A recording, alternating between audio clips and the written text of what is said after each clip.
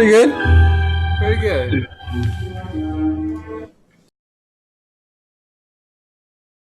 Welcome to the WatchTower podcast, the watching tower of podcasts. Episode number 13. 5, 4, 3, 2, go! Be funny. Come on. 1, 2, 3, funny. Do you need me to help out? 1, 2, 3, speak. 3, 2, 1, funny. Fucking, we'll do it live. Thank you, Mr. Lynch. Welcome back to the WatchTower podcast, the towering podcast for the towering film. Oh no, that's the wrong podcast. Intro, you.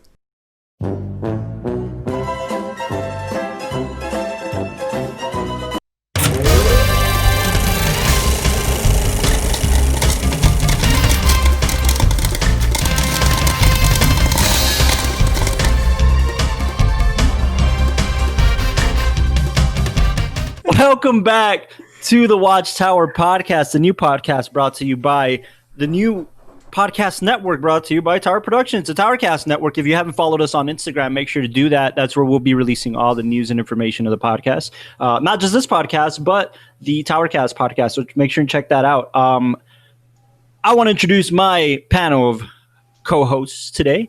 We got Mr. Christian Yokomoto Medina. Hey, hello, fellas and bellets.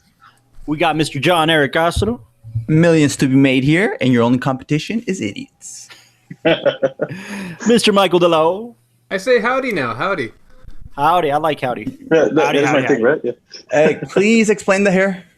Please. Okay, so for those watching on YouTube, I got Nothing dropped green. in another vat of acid, but it was blue this time. So yeah, there we go. So wait, was it Clementine from Eternal Sunshine. Turn to Sunshine, or it wasn't Joker this time? Was Clementine that dropped you in the Exactly. That's what it was. exactly. What happened, man? You just dipped your head in a toilet bowl and just hope for the best? Just No, they did motorboat. no, Castro. They did that for him. He got bullied clearly because of the green hair. Yeah. Yeah. We also have Mr. Austin Young on the podcast, making sure he's going to be Austin chiming in a Young. lot today because he loves Citizen Kane, and we're going to be kind of sort of talking about Citizen Kane today. Kind of, sort of, yeah. Oh, he's French now. Sorry, guys. He's French. We got a very exciting episode today. We waited as we were planning our December lineup of episodes. Yes, we're the weird guys who plan.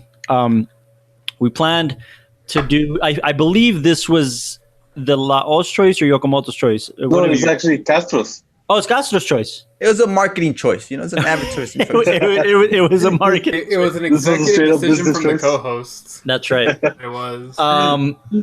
We decided to do David Fincher's Mank, which was just released on the 4th, if I'm not mistaken, right? December 4th.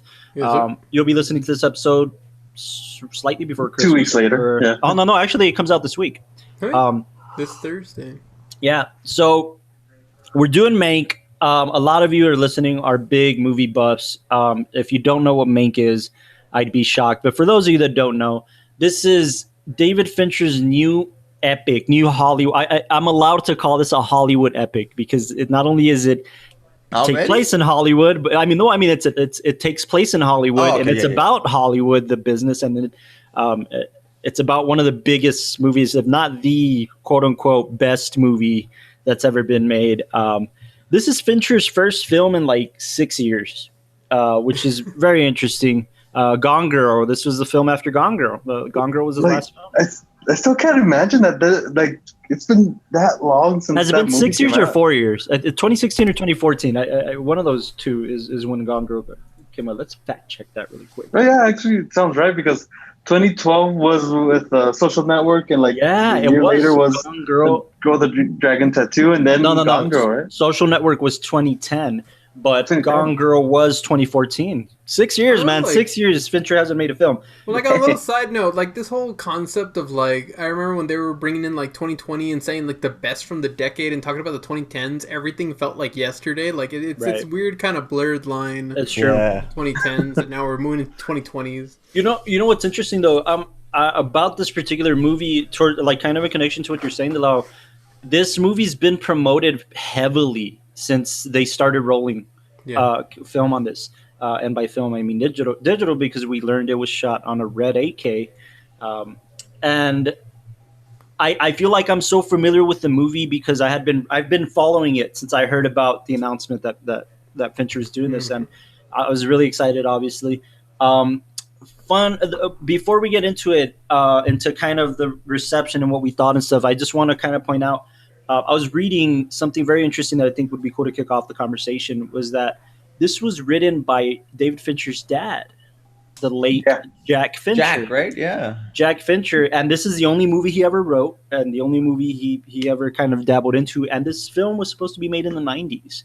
But they didn't roll film on it. No, I'm sorry. I was just please chime in, but they didn't do it in the 90s because the studio was against them shooting it in black and white, and Fincher was adamant, like it has to be shot in black and white. The studio wanted to do it, so they just waited, and rightfully so, right? Better technology, and we'll get into that. An executive was there saying, like, just wait for like another 20 years. This little company called Netflix is gonna be booming. Right. They're pretty sure gonna put the money in there. I mean, and rightfully so. I mean, Netflix sunk about 30 million into this movie, which is chump change. You know what I think is interesting about Fincher? Fincher gets low budgets, but he has long shoots because he spends 1 week shooting one He's a perfectionist. So I think that's very interesting. Usually the amount of days translates into the amount of money. Yeah. And for Fincher, it doesn't. I think that's very interesting. But anyways, I just wanted to mention that about Jack Fincher because he had been wanting to do this film since the 90s for the same reason. It was his dad. Jack Fincher passed away in 2003, so he never got to see his film made. And I don't know if you guys caught it or if there was something in the credits about dedicated to Jack Fincher. I didn't catch any of that. I didn't. Maybe he didn't. But he's not the most emotional guy, Fincher, so maybe he doesn't care. Was he a big guy like Jack? Was he a big writer or just? No, not at all. He's an army veteran. Army veteran who, although Fincher's other brothers, Fincher's like Nolan, like he has brothers that write and stuff like that, if I'm not mistaken, that have written some of his films. But no, Jack Fincher, not on the slightest. You go to his IMDb, Wikipedia, whatever and he has nothing to his credit other than this film. Oddly enough. It's like it kind of seemed like if it was one of those things that you just go to your dad's house, like after a while you go and you just rumble through his stuff and find this thing that he worked on for his whole life. Yeah, it might be. It might be. I mean, I would say that, but then I found out like he was alive while they were trying to get it made in the 90s. So I don't know, but I think it's interesting that. I mean, man, like for somebody not be a professional writer to dabble into something so sacred, that's scary, man. That's scary to think about. Hey, he did it. All right, let's talk about. Sorry. Go ahead. No, I was gonna say, but then it also plays into that whole idea that when you get more into writing, and I guess sadly with trying to pitch for like studios and budgets and all that kind of stuff, you can get very formulaic with your writing, and I mean you see that with a lot of people. So there's something that felt very fresh and organic about this story, mainly because it was like coming from an outsider type of perspective. Yeah, that's true. And then you have to side with the outsider because Mank himself was kind of made himself an outsider, so you have to connect. It really fit into the character. It really fit into like that kind of separation where nothing about it really felt formal. I guess in the final execution. Yeah. As far as like the stereotypical writing and styles and all that, this overarching goal. But yeah, we'll kind of get a little bit more into that in a minute. No, would this be considered like a love story or to like a love letter to Hollywood or the complete opposite? Because I want to talk about that because it is a love, but it's like a love letter to a toxic relationship. Exactly, yeah, because they're showing you what it really was like. Nobody was really happy or content for that. I was telling Delao and Austin and I watched it together via the Teleparty Netflix Google Chrome thing that they have, and when we were watching it together, we were talking about how. In my opinion, I think it's a commentary even on today's like film hasn't changed. Maybe the dialogue has, in the sense that filmmaking has the same politics and has the same. I was talking about that. It's true. Yeah. It's kind of the same, not just the same politics, but the same gambling power struggle that exists today. I love how they presented Louis B. Mayer in this film, and that whole kind of perspective. But anyways, before I geek out into all that, what did you guys think of the film? What was your first kind of thoughts? Well, can I just go for it? Can I just say this once and for all? No. Citizen Kane, not the best movie of all time. Thank you. Yeah. Yeah. Oh, you gotta step in, Austin, just for like a hot 10 seconds, dude. I mean, it's really good. It's historical, but To Kill a Mockingbird is better. I'm gonna say something about that, but Castro, in first impressions. No, first impressions. I mean, I like it. I like how obviously the whole black and white, but it's not really black and white. It's more of a David Fincher creamy type of vibe. Yeah. And I like the tone that it captures. I mean, anything with David Fincher, I love. And the bonus is Gary Oldman's character. Like, you know, I always analyze how people tackle alcoholism, how to be the drunk. You know, as an actor, I always like to see that, especially in that last scene, dude. Like, he doesn't go over the top. You just what a formal drunk, right? Like, you know, in a suit. Exactly, and, right? Like times were different. Political but everybody thinks they look like when they. No, but I think that's interesting, Castro. And actually, Gary Oldman is fresh off his Oscar win. I mean, he only won an Oscar a couple of years ago for Darkest Hour. The Darkest Hour.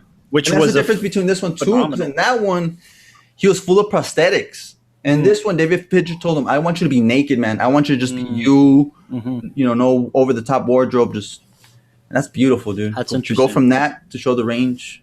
I feel like I want to mention this here since you brought up Gary Oldman. I had heard this story. I read an article on IndieWire, I don't know how many weeks ago, but that Oldman was, I mean, he just had it when they were filming that particular scene, by the way, the diner scene. What do you mean? Like he had it like... Well, because everybody knows that Mr. Fincher likes to do 100+ takes for every fucking scene. Is Stanley Kubrick in that way? And yeah, he's Kubrickian in that way. And I heard a podcast with Amanda Seyfried, and she was mentioning that process. She likes that process. Yeah, hold on. I'm gonna ask you, why don't you like that if he's trying to capture the emotion? Because and he's not this way, because it depends. Like, it depends where the actor's coming from. I think Amanda Seyfried pointed out that to her, it felt good because it's like theater. The more you do theater, the more you get to perfect your part. There's this fine tuning of the actor. And she said you capture the tone and what you're going for with the acting, right? Oldman comes from film, from straight up film, you know, so his experience, he had never worked with Fincher before, at least not to this extent. Right. So he's used to being the top dog, you know, he's used to being I'm done, I'll get this in one take and let's go. I'm good. I like that one. You should use that one kind of type of. Mm-hmm. This was Fincher's reaction. So, his reaction, Gary Oldman was literally the exact words were, he told him, Dave, I've done 100 fucking takes of this, like, you know, and David Fincher's reaction, his exact words were, I know, this is the 101st. Let's reset. And I love that. But why don't you like that? Me particularly? Yeah. Oh, I don't mind. I'm a multi-take person, but and I'm a long-take multi-take person when it comes to my films. In case you think he's not like that, when Carlos was assisting and directing for like the first time I met him, his film had the most takes out of like anybody there. So I really? Oh, really? In fact, the file size was so large for your like film that none of us could edit it because none of the computers could handle it. It was so sad to see. But yeah, wow. No, yeah, but I don't deny that the law. I mean, I'm pretty sure I had the most takes, but not Fincher's. I don't go 100. You can't. You that's what I'm saying because it's not but that much. I respect the process. I respect Fincher's process. I mean, look, if you go through my top 10 list of all time, top 10 or top 20, you'll see The Social Network in there. The Social Network is by far one of my favorite films of all time. Fincher did something different, and I like the direction that, because everybody thinks Fincher is Fight Club or is Seven, the thriller guy. What he's and he's not. He's so much more than that, and he proved himself that with Social Network and with Mank and with Gone Girl still had that feel. Gone Girl still had that thriller feel. Yeah, but I think when he does stuff like this where it's just different than the patented Fincher. I love it, man. I want to go last because I talk way too much than anybody else. So who else has perspective on it? Well, I just wanted to add a little bit to that. Like, I like how he does the whole 100 takes because I feel like when you're on set or on a particular scene, I feel like you have to get obsessive. Like, obviously, like if I'm not feeling it, but I have to feel like he feels like everybody in the set needs to feel something. So if by the 100 take nobody's feeling it, kind of like Scorsese did with Jonah Hill. I don't know if you remember. Where he pulled him aside and just had him. It's just this vibe, especially if it's a crying or an emotional scene that the audience has to capture. I'm with it, man. If it takes 200 takes, somebody in that room has to either cry or somebody. You know what I mean? So I'm with that. Like, even if Gary Oldman got pissed off. Let me ask you this, though, Castro. Let me ask you this, because I think this is where the clash is between directors and actors, right? Right. If it's the director's choice to go 100 takes, well, if you have the actor that will go there with him, then God bless that actor, right? The actor that supports your director, that's the actor that you want. But when it's the actor's choice to go 100 takes, yeah, you know what I'm saying? Which one's the? It could be a double-edged sword, and depending on the situation. Depending on the situation. Okay. No, but I feel you. Like the director should have the last take on that for sure. Like, yeah. Although, kind of to maybe this perspective. With the difference between Amanda Seyfried on that scene and Gary Oldman in that scene. Amanda Seyfried is there more as a reactive person. Yeah. Like there to kind of because she's being told all this stuff about her and stuff like that. Yeah. So she's not getting that much dialogue, but she has to react a certain ways. But she's admiring everything that's happening. Yeah. Gary Oldman, though, he has to constantly act drunk, constantly be physical, constantly remember all these lines. And imagine after 100 takes, he vomits in the scene, so he probably has to vomit 100 times, right, or whatever. I mean, and then even like the part where he interacts with that the butler, right, and just like you think about having to hit that cue, having to hit that mark, and the. I think I said this while we were watching it, Dillel. Like that particular scene where he walks in, I think I said because it cuts after a certain point. Yeah. And I'm like, I wanted that to be a oneer. I wanted that to. It could have been cool. I could feel like you wanted everything to just be. Well, yeah, but that particular scene, like it looks great, and then the cut, and I'm like, Yeah, I feel you. Austin, I gotta ask you, dude. In terms of like, I don't know if you know anything about this or if you know anything about Fincher's process or in terms of the editing, but I just wonder on the editing front, Austin has taught me as my editor, right, to like leave him alone and let him pick the best takes. Yeah, me too. And I like to pick my initial takes. That's why you have a script supervisor on set so that you could say, the director can go to the script supervisor and say, I'd like take number 3, write down take number 3, make a note of that. And then she gives those papers. That's key. And so that way the editor could say, he liked 3, but 3 doesn't fit with this cut. I might have to get 2, whatever it is. So I don't know about you, Austin, but I feel like going through 100 plus takes for the editing in and of itself, is that Fincher's responsibility or is that his editor? Like, who's doing that? I don't know if that's something you've thought about. I'll just kind of fill in a little bit for Austin before. I've done a lot of editing, and usually editing is one of my favorite processes in filmmaking. And sometimes, like it is cool to have that much coverage, right? But sometimes you just sometimes it even blends together. Like you have so many shots of that one sequence. I mean, you're like, it's because it's a different take from the editor to the director. It's an eye thing. The editor has a specific eye for something. And to the editor, he's like, which one do I pick?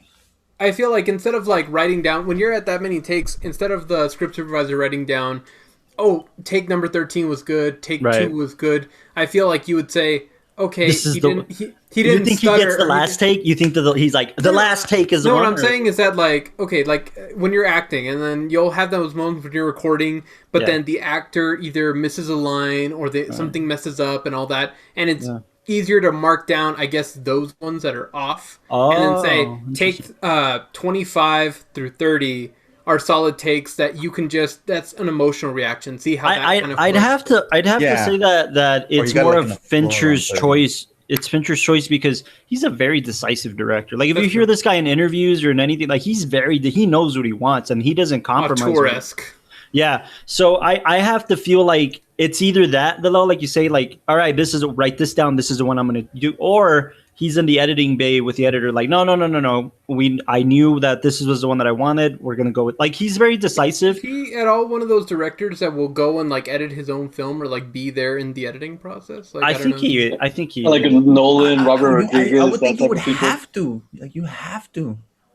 I mean, not necessarily. I mean, it not all the depends. time, but at least Yeah, the first.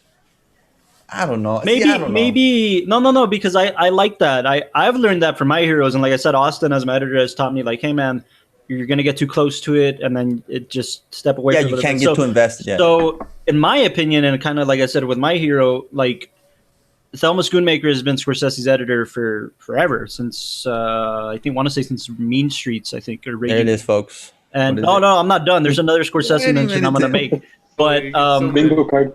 I bring that up because Scorsese allows for principal assembly to happen, but that's a trust thing too. Thelma Schoonmaker's been his editor since his NYU days, and she's an Academy Award winner. So trust. Not only is it trust, but I think it's one of those things where I don't want to see a cut until principal assembly's done. Oh.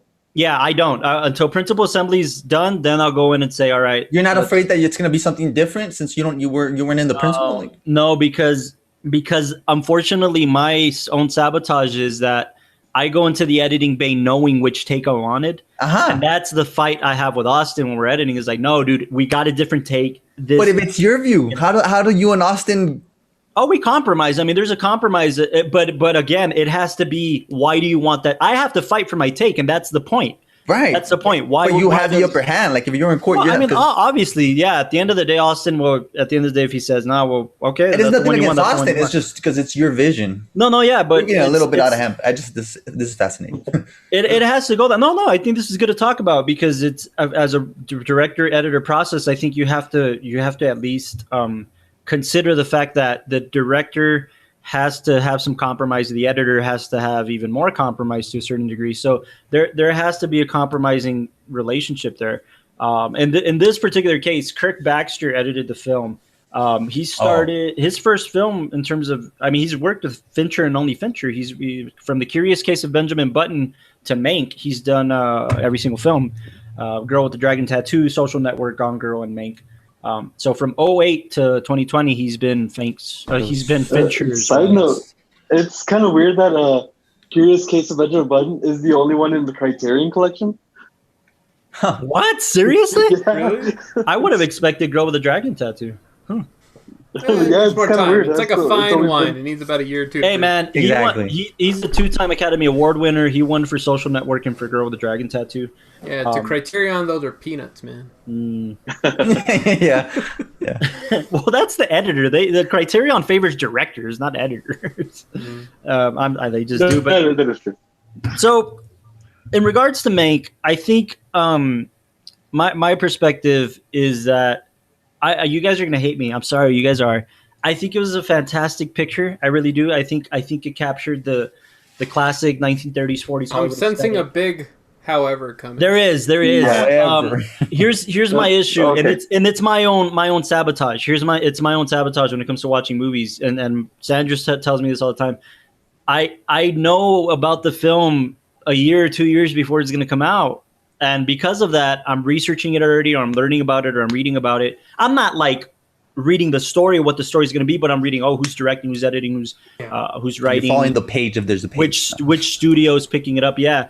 But because of that, and because I knew it was going to tackle Citizen Kane, I think it was slightly underwhelming for me.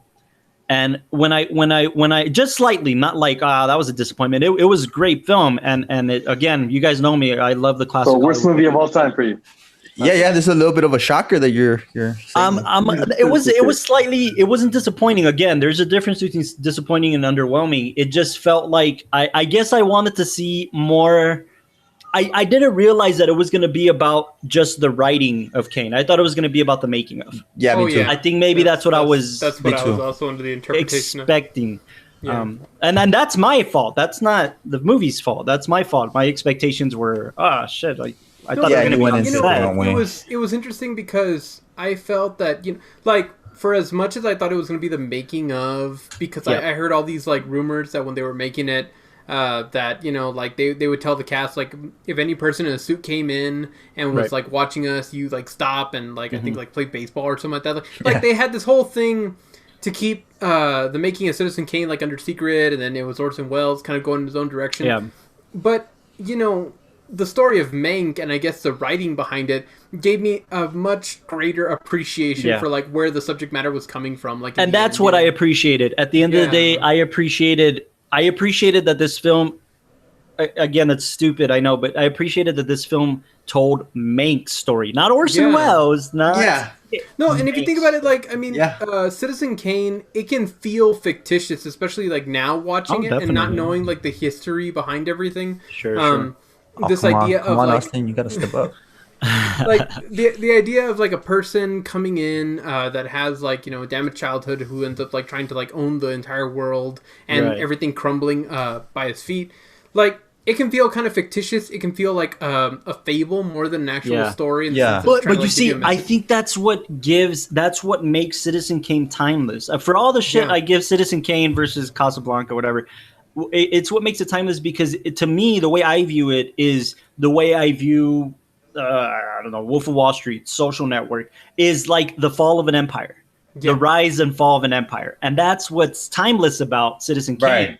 It's the rise of Kane and the fall of his empire, so to speak, right? He ends up alone. And to the point of like Yokomoto, where you were like, well, Citizen Kane is not like the top on my list. Like, it's not like the number one.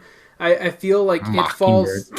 Dude, it falls trapped to the things that we've talked about with even like Kubrick's work, that it's not number one on the list for a lot of people, but it was fundamental towards bringing in something new. I mean, beautiful. Citizen Kane was made in what, 42, 41, something like that? 42, right? So if Citizen Kane, I mean, it's been 80 years since making that film. I think I have the 80th Blu-ray, 80th anniversary. That's the one that came out recently. No, with the red cover and like red and black cover. And it's got the spotlight. Your design is better. Your design is better, Yokomoto, hands down. Man. Really? Everybody go check that out. I truly. You know what your design reminds me of? They released a Coppola restoration of The Godfather, and I bought the 3. People were wondering, you're on YouTube. Yeah, there it is. I love the back. Classy, I love the back. Subtle but classy, dude. Yeah, it reminds me of that. It's called the Coppola restoration of The Godfather. I think it was released like 3-4 years ago. But yeah. And anyways, it's been 80 years since Citizen Kane has come out. If you guys don't know how the AFI thing works, I think, if I'm not mistaken, it's every 5 years they vote on the new list of films. That's why more modern. Every 5? Yeah, I think it's Wouldn't it be every decade or something? I think it's every 5 or maybe it's every 10. I think maybe you're right. Yeah. Yeah, exactly. Like, that's tough. Like even when I'm sorry, like, but even when like I was trying to pick like where people say like, what's your top 10 list for like the 2010s? I'm like, dude, there's I can't even. Yeah. It changes. Yeah, exactly. Yeah, it changes. Like, I mean, I can watch a film one year and then just be like, man, that made like my top 10 list, and then like forget about what made my top 10 list in like 2011. Like, They asked that. No. I like that you bring that up because I feel like for my quote unquote underwhelming response to the movie, I loved it. I think the set design was beautiful. I think the cinematography was fantastic. I think the direction was great. I think the acting was great. I think everything about the film was great. That part is beautiful. But this particular film, I feel like, you know how you go on and read Rotten Tomatoes after you see the film? Yeah, it's tricky. Well, yeah, you're right. You're absolutely right. It's absolutely tricky, but I felt like the score for this one was spot on. It was like an 86. It's an 86. So was it 86? Huh? Yeah. And when I went into it, I was like, oh, this is going to be like a 90, 95. And no, it was an 86. So I felt like that was spot on for me. It's fair. There wasn't these huge punches that kind of like came in through the film. And I think that kind of comes in through like the writing of it. Yeah. And especially like where you talked about how he wasn't really known or like a writer. It was just like, this is like his first and only kind of film that was like put out there, which gave it its charm that I'd want to revisit and I'd want to see and all that. But I think I'm going to have a different reaction in 10 years. Let me put it to you that way. I think in 10 years, I'm going to appreciate this movie a lot more. I don't know. I think it's something to come back to and like appreciate it, because I think it talked a lot about like the Hollywood history. It talked about a lot of the writing process. I think it talked about, it had such an appreciation, though it was talking about like some of the negative sides of Hollywood. Like even, I mean, I kept bringing up while we were watching the film, the cinematography and how the cinematography was really referencing the cinematography that they used in the past. You know, we kept talking about how soft it was, and Yeah, I thought it was my quality. Yeah, me too. I was like, it's a little. No, and like all What I that. love- Oh, I'm sorry. Go for it. Just something real quick with that kind of cinematography. I really love the way they would fade out and fade in out of scenes. Oh yeah. Oh, yeah. Like turning down the bulbs and like it was. I kept really, telling really we cool. were talking about that. The law was big time mentioning that while we were watching the, and I told him I loved it. Like I What was love it? What was the it? practical aspects of it. I You want to think- explain that, Delo? Yeah, no, my prevailing theory, and until like a behind the scenes proves Yeah. that I'm an idiot. My prevailing theory is that it's partially practical and then it's finished off in the editing. So what happens is that they finish off a scene, they pause there, and they bring down all the lights. And with modern lighting and all that, you have what's known as like DMX controls, that you can control all the lights at once to bring them all down at once. And I think that's what they did. So they brought down the lights and then finished it off in post that they would like fade out and have that kind of like for each scene and all that, which The worked DP really well for creating the aesthetic and everything like Okay. that. The DP of this particular film, he comes from TV. This was Mank was his first movie as a DP. Why do you say it with that tone, man? I mean, he did. I don't like when people he say was he a- comes from TV. Like He it's was a bad thing. gaffer. No, You it's came not a from bad TV. thing. But let me put it to you this way. I wanna be in TV. Let me explain why. He comes from. Let me rephrase that. He comes from Gary. good. He comes from good TV. So he Okay, did. yeah. He did episodes of Fargo. He did episodes of Mindhunter. He did episodes of The Bones. cinematic Fargo, TV dude. series. Look at that. Right. Exactly. That's why I wanted to bring that up because he did the cinematography. Made it he sound like shared- he came from Roseanne. well, he did. Everybody hates Chris. So I mean, Yeah. But no, he did. He was a gaffer on Gone Girl. I think that's interesting. He was a gaffer on Gone Girl, and then he came to be the DP for Mank. See, he lived the dream. That's Yeah, what. That's pretty interesting. But look, it was beautiful. I think he's going to get an Oscar nomination for the DP work. Yeah, I it really do really, think so. it really did pay an homage, I think, to like classic cinema and the way it was shot and filmed. Because I know you were saying, oh, it had to have been shot on film. The way it looks, the soft texture, the grain, and all that kind of stuff. It had to be shot on film. But with the proper use of lighting, with the proper use of filters, pro mist filters, And you see, to me, I don't know if I told you this or not, while we were watching, but to me, that's just reinventing the wheel. You have celluloid that brings out the clear aesthetic that you want. the thing is, I don't know. Like when we're talking about the lighthouse used a modern camera, but with these 1910, 1920 lenses. Yeah. But the thing is, like, I mean, then you also get the audience that could look at film and especially look at like classic black and white film and think, let's go for full aesthetic. Let's just bring back old technology. Let's film it the way it would be. But then they'd say like, oh, it's soft. It doesn't have... That has to be the argument. I was going to say, then people are going to criticize it because it was shot on celluloid. Yeah, but the fact that they could take current technology and say, let's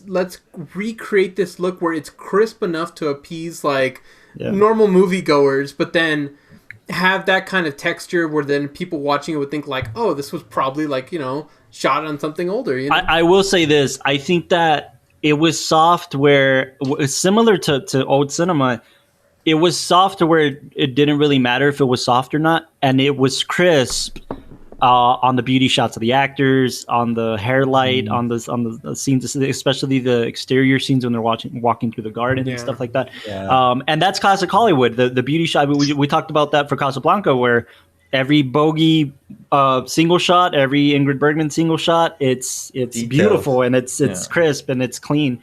And I thought Amanda Seyfried and Gary Oldman looked soft, but I think that was a choice. I think it was a choice to show him kind of not stable, right, so to speak. Yeah, so, with Fincher, you definitely can see that it was a choice. Yeah. I don't doubt it. The man's a perfectionist, right?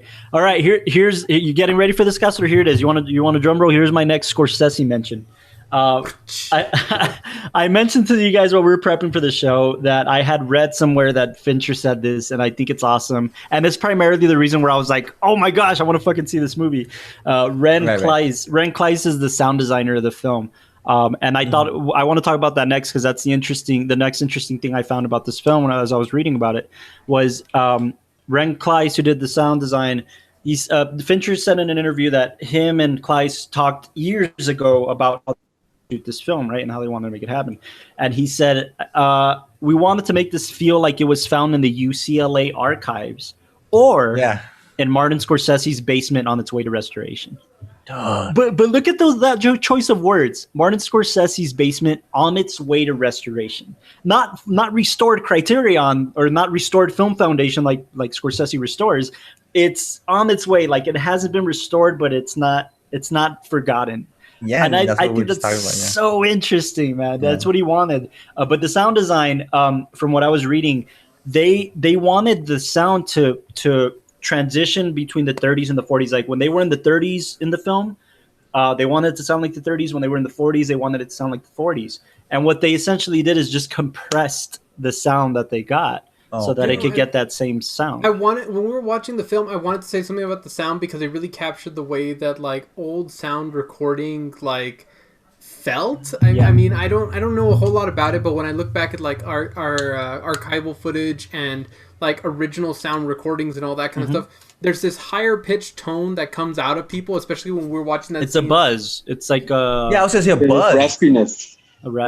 It's not just like the raspiness, but it's also like when you hear people's like voices, like they're not as bassy. They're much more higher pitched. Like in this digital age, we add more bass to things because that's a more comfortable tone to listen at. But I think that's the right word. It's compressed. It sounds like it's inside a tin can. And I think that's kind of the point, right? Like when you think of old tube TVs that were screening Gone with the Wind or To Kill a Mockingbird, you hear that in your brain. You hear like the TV kind of raspy speakers, but you also hear the contained sound that bounces. It's interesting. I wish I knew more about that kind of technology in that front because you could see that a lot of aspects in the film were really trying to like pay homage. And, like, I love that you said that, Delo, because again in that same interview he says that the music, even the music, had been recorded with older microphones, so that the sizzle and the wheeze had that around the edges. That's what he wanted, and that's what he accomplished. Ultimately. And this is just weird that the music was made by Trent Reznor. I was going to say the score, right? The score was beautiful. Orchestral instead of synth. Well, it had two composers. Yeah, it had two composers, Trent Reznor and Atticus Ross. Again, Fincher guys. It's his Fincher crew. Since Social Network, right? They've been working together. Social Network with Trent Reznor. Trent Reznor. You're right for both. Carlos, something I want to kind of bring up, and I think a lot of people who are jumping into maybe this podcast that are looking at it from they want to understand, I guess, what to really appreciate from like what was shown in Mank. I mean, can you talk a little bit about the history that kind of went behind Citizen Kane? Because I mean, it's like every 5 seconds they were dropping a name, and you were like, "Oh my god, it was that person! Oh my god, it was that person!" Sure all that kind of stuff. I had no idea the crew that was working on that picture when the lady was like tied up to like the pole and all that. And you're like, "Oh look, it's that director." So like, what do you know as far as like the history behind like Mank and like his relationship to like Hollywood and all that kind of stuff? So Citizen Kane is known as two things. Okay, it's known as a movie, a motion picture, a moving picture in other countries. No, it's known as we spoke about, the best film of all time, the best film that was ever made of all time, and it's known as the film that was controversial before it was even filmed, and it's because of this. It's because of the writing credit. So the history, and because of who it was supposed to be based on. Yes, definitely. The controversy obviously came because he based it on a big newspaper mogul, which we saw in the film, which was William Randolph Hearst. Who was still alive. Who was still alive, even though the film who was still alive. Yes. Oh, okay. Yeah. So that's kind of the controversy behind it. However, there's just so much Hollywood history tied into it. I'll just explain a couple of things. That's the controversy. The fact that it was made with Howard Hughes' RKO Pictures. In fact, there's a biopic. I forget when they made it, and I personally haven't seen it. I just know about it, called RKO 281 or something like that.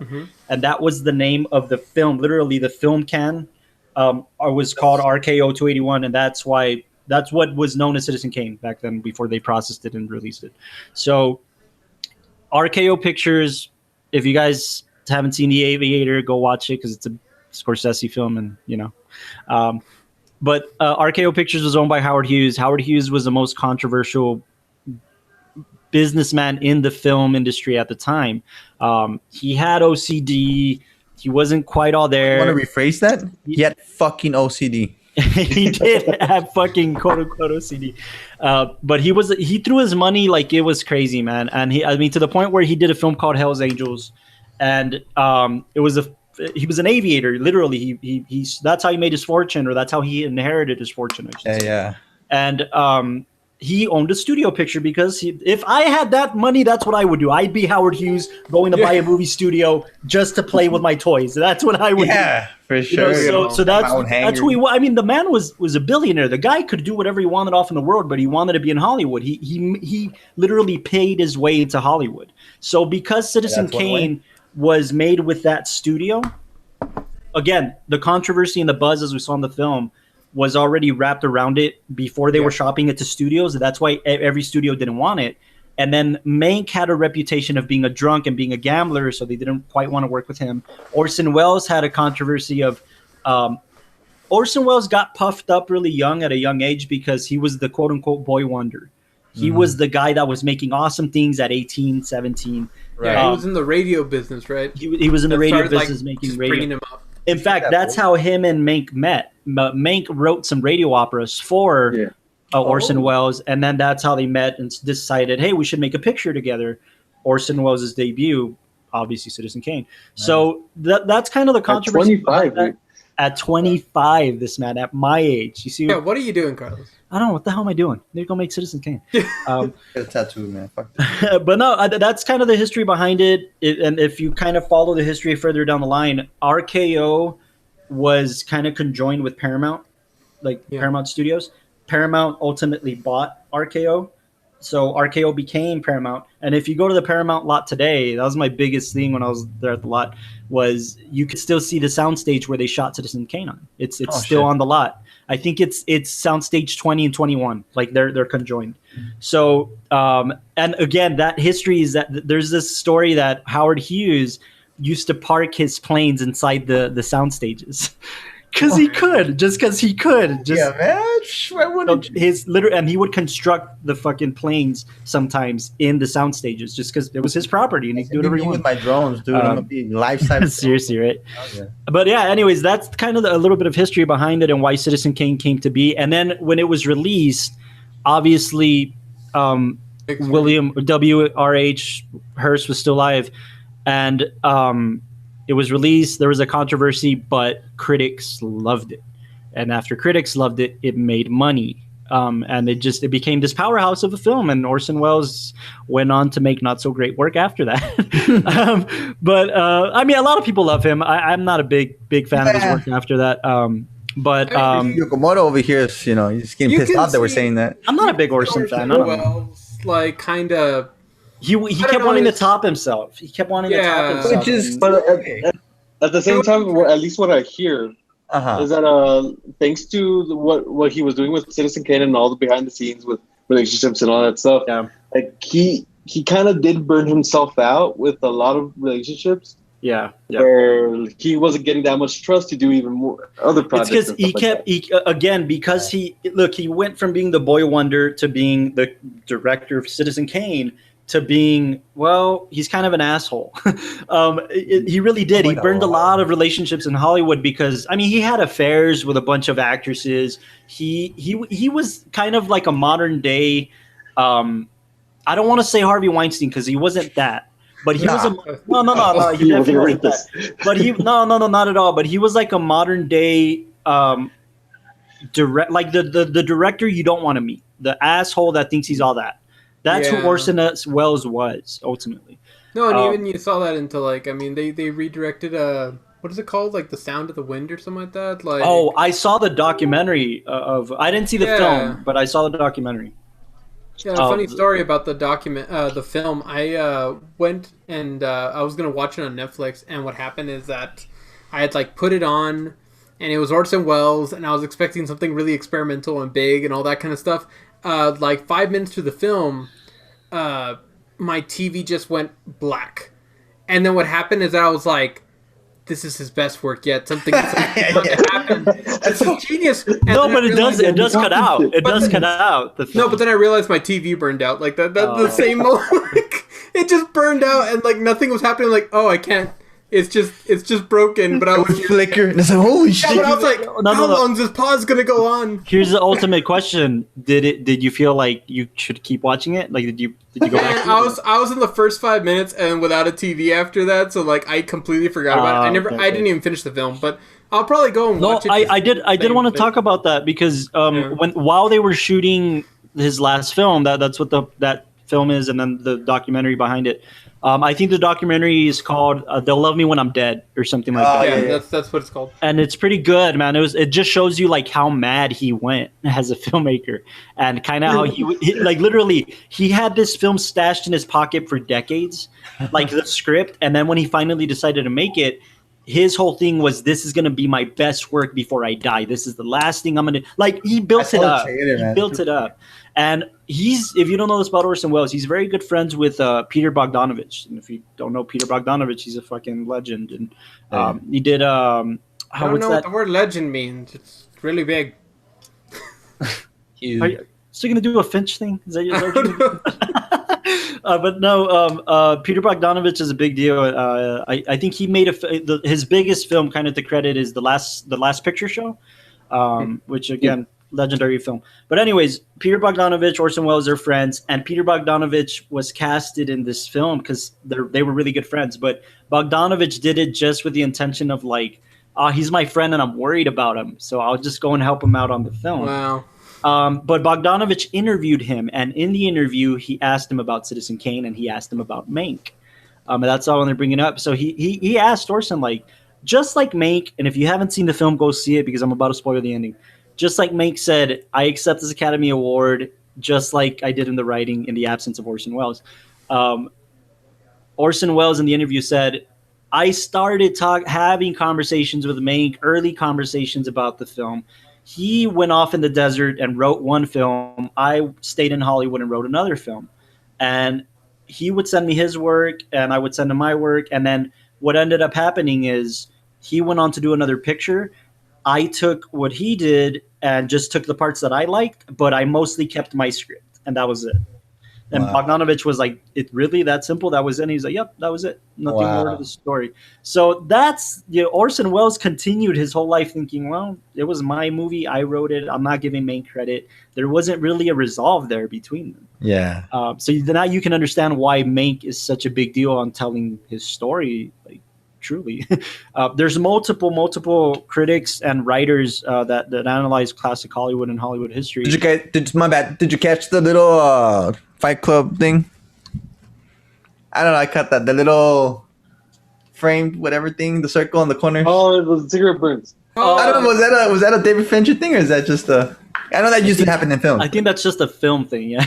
Yeah. But he only did that like in Fight Club. But do you believe that the entire time we were watching it, Carlos was just like, "It's here," and it's just like that happened 25 times. I really was like, I'd freak out. It's because when Austin and I went to go see Dunkirk in 35 millimeter. I think you went with us too, Gus. I don't know. Yeah. We saw Dunkirk in 35 millimeter print. So when you see it in film, not only do you see the little dot, the sync, you hear the sync, you actually. Oh, okay. So to me, it's just like, it means something. It's not just there. Yeah, exactly. When I went to see Once Upon a Time in Hollywood, I saw it in also 35 millimeter. In 35 millimeter. Oh, okay. And also had like a lot of that stuff. The sync and the pause of But anyways, no, I was just gonna mention that a lot of people that write about Orson and write about Citizen Kane, they literally paint him out to be like, well, he was bound to be the biggest loser in Hollywood. Oh. Like after Citizen Kane, he wasn't going to do anything else that struck. Those make or break. So he kind of made himself, and because like you said, we've interviewed a lot of people in Towercast that have told us that some people have gone on to make some big Hollywood successes. They've told us, like, in Hollywood, yes, it's connections, yes, it's talent, but it's also attitude. And if you have a shitty attitude, nobody's going to want to work with you, man.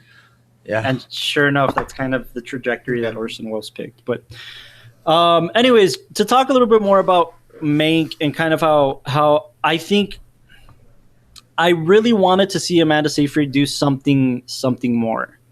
I think she obviously she's known as Katie for Mean Girls. She's known as Mamma Mia, but I wanted her to see something more. You want to see her range? I wanted to see her range, and I think she did absolutely amazing in this. Yeah. When we were watching the film, I was telling Bilal and Austin, like, hey, dude, like, it was the fountain scene. I think that's probably my favorite scene of the film. Yeah. That whole dialogue between them, and as they're walking, it felt like a classic Fellini film in front of the fucking fountains in Rome, you know? Wow, yeah. And then not only that, but the dialogue felt like I was watching, I don't know, an American in Paris.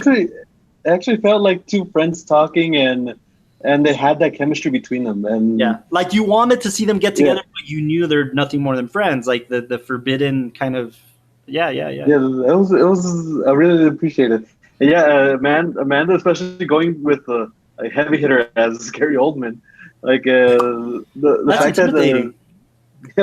Scott Feinberg, the fact that they can keep it together. Yeah, Scott Feinberg. I don't mean to promote other podcasts, but I talked to him recently. Scott Feinberg is a writer for the Hollywood Reporter, and he has his own podcast called the Awards Buzz, Awards Buzz, and he interviewed Amanda, and he asked her, like, what was it like going, to play make pretend with Gary Oldman, and she says, you know what, I was intimidated, but I've had my share of intimidation. Where if you meet the right people, like she talked about meeting Meryl Streep. And how Meryl Streep, like everybody, it's fucking Meryl Streep. Like when she walks on set, she brings this presence. Exactly. And she says that Meryl Streep has become aware of this. And therefore, the minute she gets to set, she introduces herself. She becomes cool. Because that way it gets rid of the stigma that it's Meryl Streep. So when she talked about Gary Oldman, she says Oldman was very nice to her. And they talked in between takes. But he was very much to himself. He was very much Gary Oldman. If that makes any sense. So she had to play the intimidation part a little bit, but at the same time, she knew that this was probably the only opportunity. She almost turned down the role. Okay, so she had just had a kid, or her sister had just had a kid, and she wanted to help her sister with the baby and shit. So she almost turned down the role, and she talks about how the only reason she took it was because she's like, nobody's going to offer me a David Fincher movie again. Exactly, man. Like I wanted to do the David Fincher movie, and and Gary Oldman. But I think I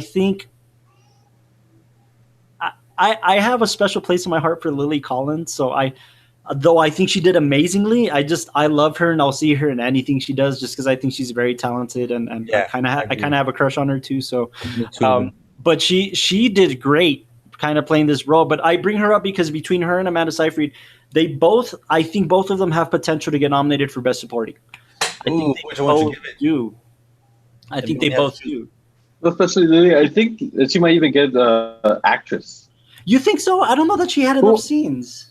Well, the thing, it doesn't matter. In the end, it kind of depends what the studio kind of promotes. Yeah, that's true. Yeah. They're campaigning. Yeah, but I do believe, like, if there would be an actress in it, that would be Lily. Amanda or Lily? Lily. Amanda would be the supporting actress. Yeah. Oh, okay. Interesting. Because in the end, in the story, it's more about the relationship between Lily and Mank. Yeah. So I think it's interesting that they give Lily Collins' character so much importance because again, she was Rita Alexander was the character she played.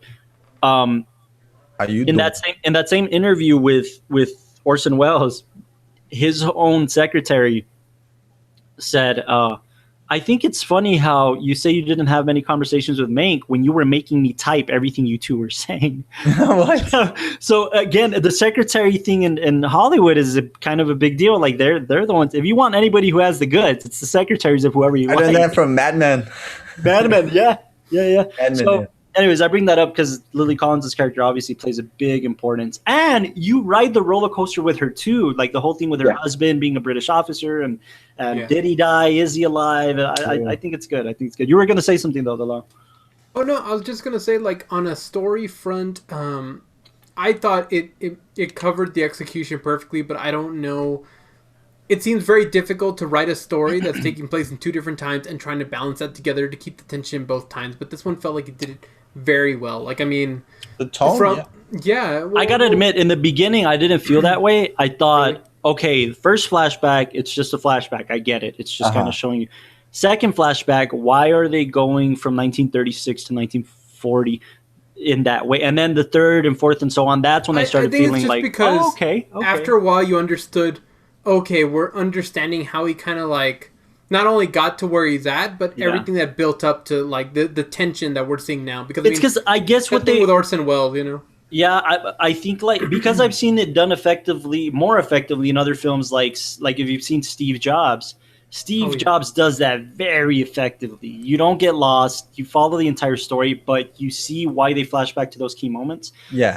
I think in this one, it was a little hard to understand, but I think it's just painting the whole Mank picture. And also, I think it's actually more direct homage to Citizen Kane in the way that it would use his flashbacks. That's fair. They're basically kind of very reminiscent of the way it would tell the backstory. I didn't think about that, yeah. You see, I buy that. I buy that more. Real about Citizen Kane because it was the first movie to ever tell a story like that. If it wasn't for Citizen Kane, we wouldn't have Pulp Fiction. Yeah. I think it's a very unique way of storytelling. Yeah.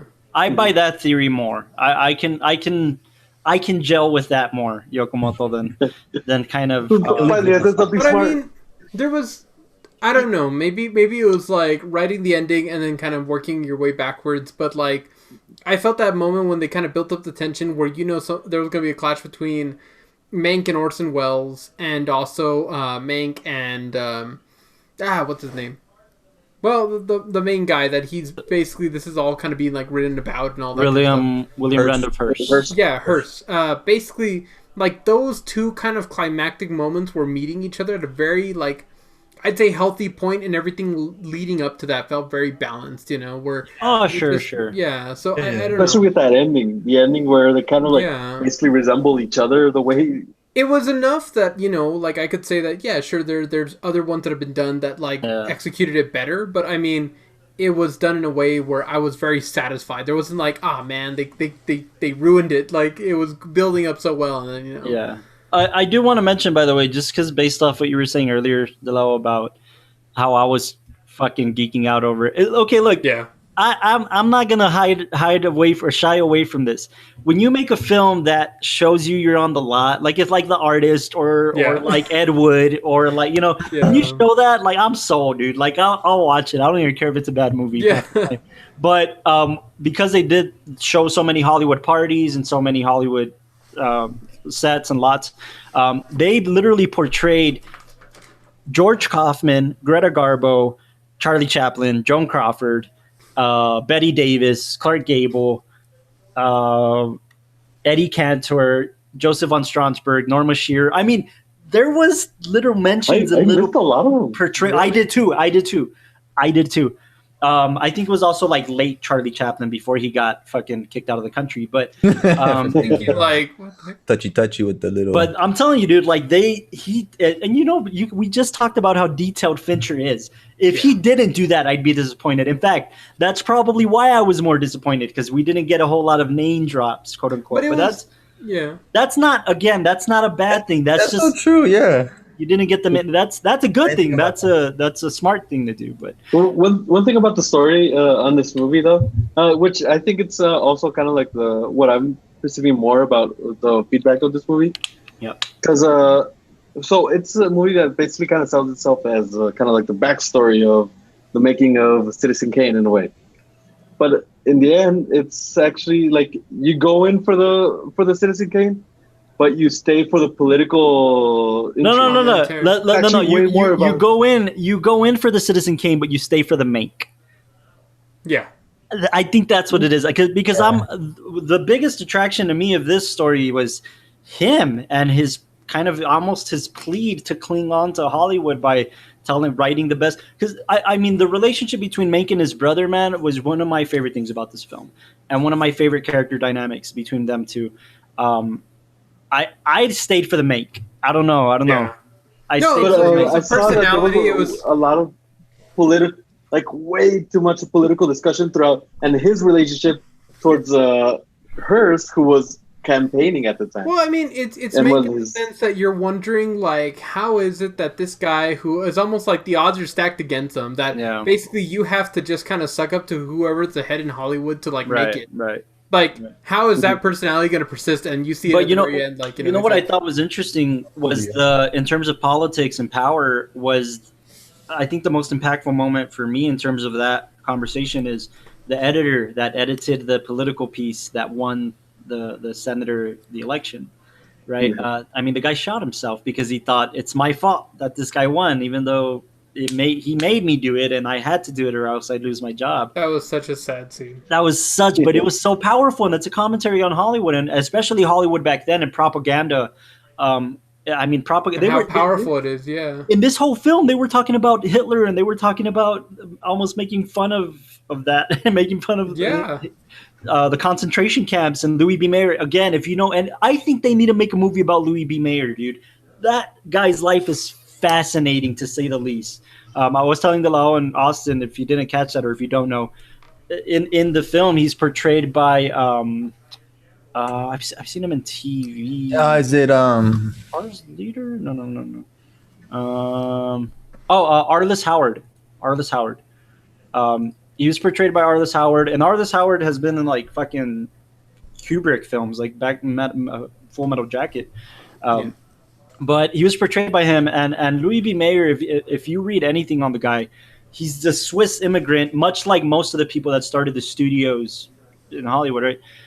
Swiss immigrant, and again, MGM, Metro Goldwyn Mayer. He's Mayer, right? He's the last stem of MGM. So you can imagine. Yeah, do you remember what it is? Yeah, MGM. I can't remember. Fuck. What, the name? Yeah, because he was like MGM. A lot of people think it's like Mayer, but it's actually like it's a German word. No, he uses a mais. I thought it was a Jewish word. You're right. I think you're right. It was Yiddish. My family. It meant my family. But I don't know. I don't know the word. Anyways, I don't want to obsess about this, but Louis B. Mayer is a fascinating person because he was involved in the politics of Hollywood, and what they said about him in this film was true. The whole thing about him kind of knocking off the Holocaust and Hitler, and again, he's half Jewish or something. So there's just so much story with that guy. That's beautiful. Yeah. There's so much story with him. And I love that he was at least a key figure that they focused on and that Mank battled with. And they said this in the film to quote unquote keep him in check. I just thought that was beautiful, man. I thought that was such a good. Knowing that now, hell yeah. So yeah, I think if you're Hollywood or you're listening, let me or somebody make a Louis B. Mayer film because I think. Yeah. Hey man, that might be awesome. You right there, dude. You guys have anything else about Mank that you want to? I'll just drop my last piece. Here, real quick question, and then we'll move on to the final thoughts. Okay. So for Castro, as we're trying to make it a staple, you have to pick one character. Now you've mentioned. You don't want to be the lead. You want to be the person who backs him up and all that, but you have chosen the lead. Whoa, what? No, you've mentioned, you were like, I don't want to be like that lead guy, but I'd rather play like... Depends. I never said that. I remember that. It depends. I like different side characters to different films. Obviously, okay. I think it's on the picture-by-picture basis. Oh, okay. Exactly. Like, obviously, I want to be the lead, but, I like... Now I just feel stupid. Okay. Filmmakers of El Paso in the world. He wants to be the lead. Lead. I got range. He's got range. Go range. Okay. So, which character you want to play? And on a same question, different question, which role do you think is the most challenging? Oh. You have 5 seconds to answer. Obviously, I would think Gary Oldman's. Like I told you, I always like to analyze how characters tackle like alcoholism. How they, especially with him, the whole heavy, he's trying to make it into Hollywood, and Orson Welles picks him. The hardest one I would think. Damn, I didn't even have time to think about this. Probably the Amanda character, man. I don't know. It's just. I get that. She has to be subtle, yet a bit. Very clear in her reaction. Her emotions are the ones when she starts. Because her words hold a lot of weight. Think about the scene where he ran through the lot and got in her car and told her, "You gotta tell him not to do it." Yeah, I think for Gary, this character was like, I don't know. like Gary almost explained himself more with the words, that then the acting is like supplemental, where Amanda is more subtle, that you need to really be expressive, right? Which is the subtlety is a key thing. Most people don't think like, no, it's the reactions are the, you know. Let me ask you this, Castro. Do you think, I have my own opinion about this, but do you think that Gary Oldman, number one, is going to get nominated for an Oscar, number two, deserves to? Answer. I'll give you my answer right now, but I want to hear. I mean, it's good. Just depends on what's he's going up against. You know, yeah. Have you seen a performance this year that's topped his? Do you know, guys? I haven't seen Tenet. I haven't seen Tenet. Not yet, or no? Didn't King of Staten Island come out this year? Know which ones? It did. Yeah. King of Staten Island. By the way, Bill Burr in The Mandalorian, I thought he was awesome. If you guys haven't seen the episode, but Bill Burr's fucking awesome. Weird that he has like little crazy cameos. He had one pretty bad, which is crazy. That's right. No, but in King of Staten Island, I think that was his best work. Bill Burr. Pete Davidson. Bill Burr. No, Bill Burr. I mean, Pete Davidson did okay. Oh, yeah, but the one with the Pete. No, I don't like Pete Davidson, but I like Bill Burr for sure. I honestly can't think of the movies of 2020. Like, it's just. Well, that's what I'm saying. Like, if you can name a couple. Well, that's what I was going to bring up. I think he is going to be nominated, but I think he's going to be nominated for the wrong reasons. Because everybody's holding back to release their films. Oh. So I don't think there's going to be enough. Oh, wait a minute. He's going up against Greyhound, which was the Tom Hanks picture? Tom Hanks picture. He's going up against Tenet. I never saw Wild. I've never seen that one. Borat. Was Honey Boy this year or last year? It was last year, because if you remember, Honey Boy was at. Oh no! Wait. Yo, this is bugging me. Honey Boy was last year. Yeah. I'm gonna give you a comparison. Yeah. It's like Fight Club. I would take Brad Pitt's character, even though he's not the main character. Right? Because he played such a strong role, right? Exactly. That's why I'm not saying like I would never take the main. No, I want it. The guy, Carlos knows this. No, I just want to clarify. I forgot what conversation it was or what podcast it was that we were talking. It was Big Lebowski. Was it that one? Because I just because I picked John Goodman. Because you really appreciated the way that the backup or the supplemental characters really bring out the main character, and it's almost like they kind of give the pull back to the punch, and I appreciated that. But then I don't know if that was like okay, that sounds a little bit better. Right now you worded it like, whoa, man. No. Like I wasn't trying to be like, hey, we got America's extra right here. Like I wasn't trying to be like, oh, he will only be the extra. Okay. Correct. Just kidding. So it's on record. Castro is a lead in every one of the films that I will. Hey man, if I could be the hero, get the girl, trust me. But I just, I like to read the script. Yeah. I can vibe with, you know what I'm saying? Yeah. Okay, I get that. I'm sorry, man. It was just kind of like, yo. No, yeah. No. Like, if you come to my house and stab me, like, at least I know why, Nah. I think you like in the chin or something. I will say, like, in the past conversations I've had with Castro, I've always casted him as kind of like the quote unquote the good guy, the guy that gets the girl, the guy that's sensitive and kind of wants to go for the girl. And I love that because I wasn't. But we had conversations later, like, hey man, if you got the guy that hits the girl, I kind of want to be that guy at least for one film. Like, it's that dynamic of like I kind of want to play the character that's stronger. I understand that. All right, man. I almost jumped over, to this camera. Anyways, all right. Oh man. So, and final thoughts on Mank. I loved it. Well, I wanted to kind of jump in a little bit. Yo, come on. So kind of controversial thought here, but a little bit of explaining.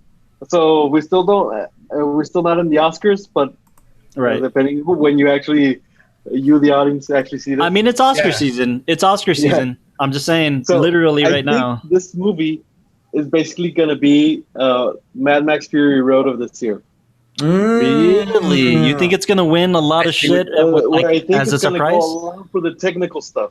Okay. But I don't think it's going to be Best Picture. I don't think it's going to... and with what Carlos said, that makes more sense for sure. And because sound, music, editing, Cinematography. The sound of music as well. It's just. I do think it's going to win a lot of that type of awards. I agree with you. Okay. I agree with you. I agree with you wholeheartedly. I don't think it deserves Best Picture. I think I will say this though. I have to argue this a little bit. I think this is some of David Fincher's best directorial stuff, though. Yeah. Really? I think as a director, he probably does deserve to get nominated. Well, when is Dune gonna come out? Is that gonna be in the same? Dune got Next year. delayed. Dune got delayed. So it's not gonna. It's everything that's HBO, dude. Everything that's HBO or Warner Brothers. Warner Brothers, yeah. I was impressed with the guy in SNL, man. Oh, Damn, Timothée Chalamet, dude. I've been telling you guys for 2 years. Look out for this kid. This kid's gonna do something. I've been telling you guys. You don't see it, like you're like, wow. Well, you didn't see him in what is it? I think it's just called King on Netflix, right? King? Yeah, it was an indie, right? Yeah, it was an indie picture. It was called I think just King on The King or something like that, yeah. Oh yeah, the medieval picture. Yeah, Yeah. Oh yeah, no, I haven't seen that one. I haven't seen it, but I've been wanting That to. one was really like. I'm And he even surprised got Patterson and Joel. I was Yeah. surprised it didn't get more talk, but at least performance-wise, and I mean, just to kind of see like that spectrum of the range. Wait. like, Wait. When's okay. when's French Dispatch set to release, though? It's 2021. Hey, it's But got late, like Johnny after Depp's daughter there. February. I think so. After February, so it's not gonna run this year. Oh. Yeah, and you know what? There's so many films that are doing that. Like it's crazy. I mean, I think they're just holding off because, like as we've heard from our cinema classes and film appreciation and all that. Movies were made for theaters. It's not like they were made to all be like aired on your television. And there's so many directors and like people working in this industry that feel like I'm making it for that experience. That Christopher Nolan. yeah, where it's just like I cannot, like. Well, what do you think it is? It's not either the people. No. It's either you're a purist like me, or you're it's a tool and it could be used in the future for whatever. When you're a purist in cinema, you want your film to be exposed the way you grew up appreciating cinema. That's kind of the whole point. But when you're like David Lynch, or when you're like Wes Anderson, or when you're like not Chris Nolan, when you're like Scorsese, you want to, and that's where me and Scorsese kind of differ. He's a purist in film love, but he's not a purist in film projection. He doesn't care if the film is released on TV. Yeah. So as long as people see it. As long as people see it, the more people see it. But me, it's like no, cinema is an experience when you go to the theater. Especially like when the experience that you're talking about, is it just the surround? Like, no, it's what is it? I think it's because it's an event. Aspect ratio. It's an event. I think it's an event. Sound. It's the undivided attention you'll give to a film when you're at the movies compared to anywhere else. But yes, and that's absolutely it, Delao. But I think it's also when I think streaming now has facilitated cinema to be TV.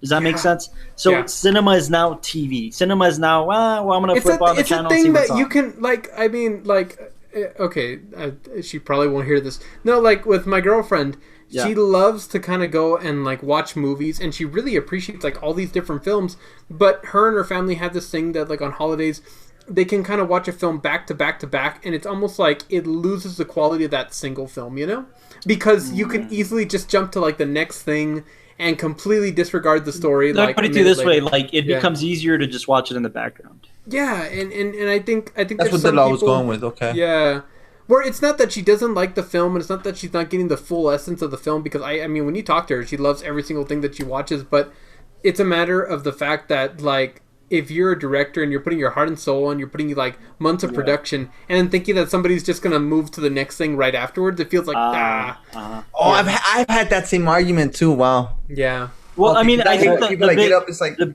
big art. The director wants you to see it. The big argument. There's also this feeling of there's a reason why Rocky Horror Picture Show has been the longest movie in theater exhibition, because there is an experience. It is an event. There is a different feeling that you'll get from watching it in the theaters with a lot of people, reaction of a lot of people, than when you're at your house with a reaction of maybe 5 of your friends.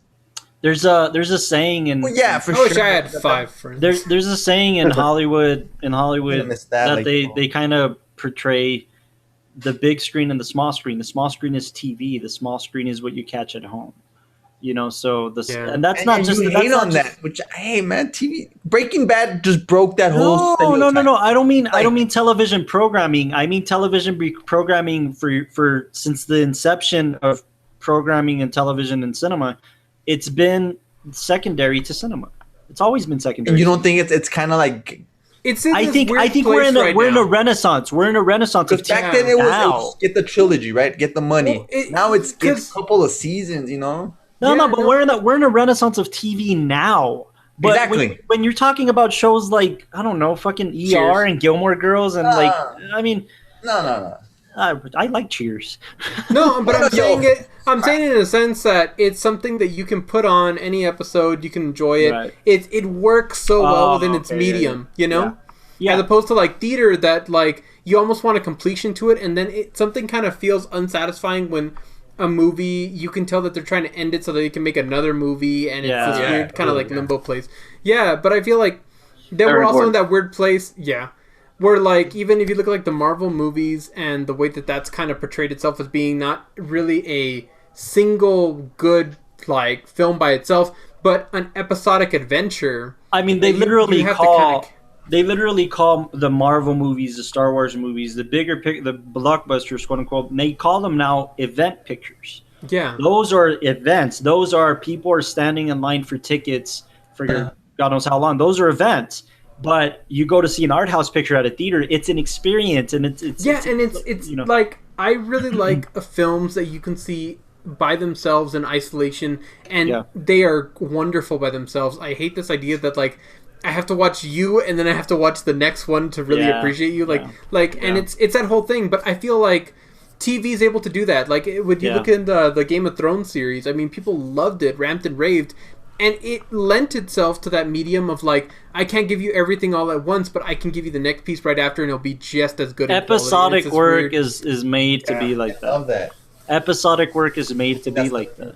Yeah. It's mediums. It's the same way that we talked about like film being the medium that can give you those intimate moments, that like reaction of a character, the subtleties that in theater.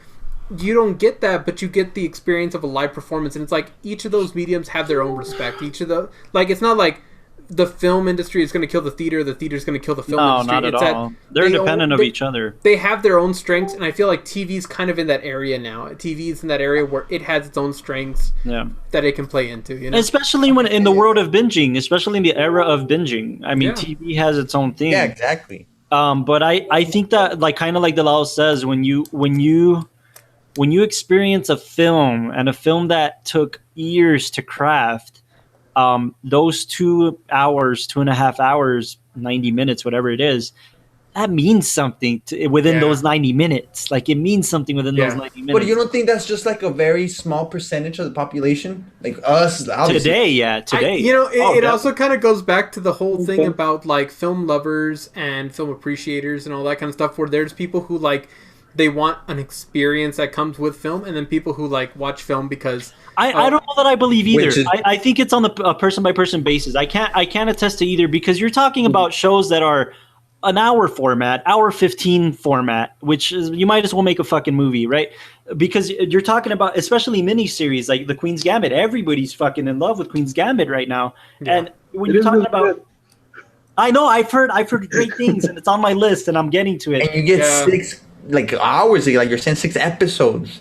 I feel like, but that's my point. It's attention span. It's attention span, because people can't sit through a 2.5 hour picture because they say, "Oh, that's a long movie," but they can sit through 6 hours of Queen's Gambit. But I think because now of 10 people, I don't. Yeah. No, it's a medium. It's a medium that lends itself because, Ash watched The Queen's Gambit, and she's like begging me to watch it, and I have to watch it now. But I mean, it's a badge of honor. It lends itself to It's a badge of honor, because people now say, "Oh, I watched all 6 episodes," but people like us will say, "Oh, I watched 8." Wait, I don't understand. You know what I don't understand? Why can't we watch like TV and be like, it's a fun show. Like we can watch Modern Family or something like that, and we don't. It doesn't have to be a masterpiece. But if we watch the Men in Black, the World Squadron series. or whatever. No, that new Men in Black film that came out with. Oh yeah, with the one of the brothers. Yeah, like it can be fun, but it's a bad film. I don't know. We're in this weird kind of place where like. But if that was a TV show, I feel like we've always enjoyed been it. there. I feel like we've always been there. And the thing with theaters is that there will always be teenagers that need a place to actually go make out.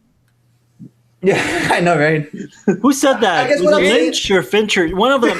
I think it was Lynch said that, right? I think Lynch might have said it, yeah. I guess what I'm saying, like nowadays, I get the whole attention span, but instead of trying to cram everything, the whole story into 2 hours, it's beautiful to be able to bench it into a 6 hour. Like gives you more spacing to get into. Breaking Bad couldn't be a movie. It was perfect as a show, but El Camino.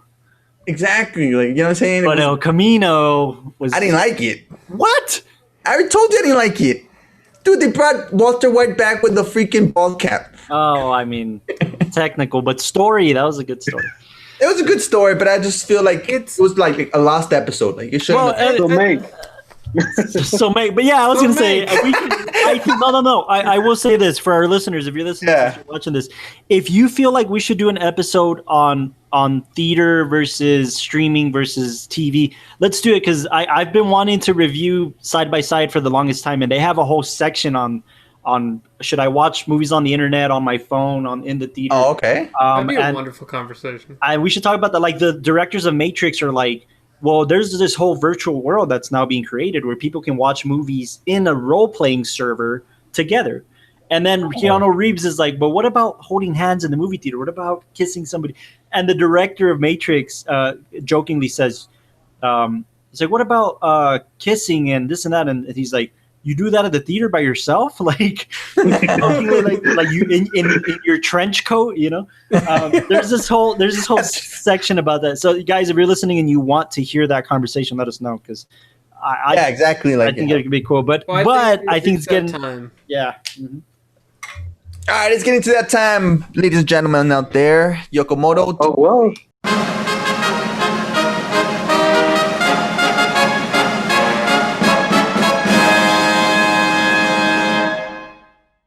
Oh, well, it's about that time. Tower Crown. Okay. Well. And we really don't know this time. Shit. Since Mank is about movies, the behind the scenes of making a movie, we made this poll for the Tower Crown about films and about the art of behind the scenes filmmaking. What it takes to make them, yes. Yes. And so, just in case, first of all, if no one knows what the Tower Crown is, the Tower Crown is a debate show where the debaters don't always know exactly what they're going to be debating for. I don't know. This time I don't know, but I like to fight. So this time we put up a poll on Facebook with these 4 movies, which are... What's number Ed 1? Ed Wood. Dolomite Is My Name. Oh, good picture. Ooh. Good pictures. Good pictures. The Disaster Artist. That's right. That's my favorite. Like I liked it. And The Aviator. Fun fact. I met Greg Sestero. That was a fun day. Greg Sestero is the guy that really the actor that Dave Franco plays, basically. Is he? Not Tommy Wiseau. Not Tommy Wiseau. Not the main guy. Oh, okay. The actor / assistant director / the friend. Yeah. The friend. He came to El Paso for a screening at Alamo Drafthouse. Austin and Sandra and I think Eric. I don't remember who else. We all went to meet him, and he signed my book. Like I have the Disaster Artist, the book signed by the author. He's the author of the book. He is. He's super nice. Yeah. He's a super nice guy. Yeah. Anyway, so we put up the poll on Facebook. Y'all decided, and the top 2 movies were The Disaster Artist against The Aviator. I was hoping for The Aviator for obvious reasons. I'll do The Disaster Artist, but I need some help. Remember this movie? All right.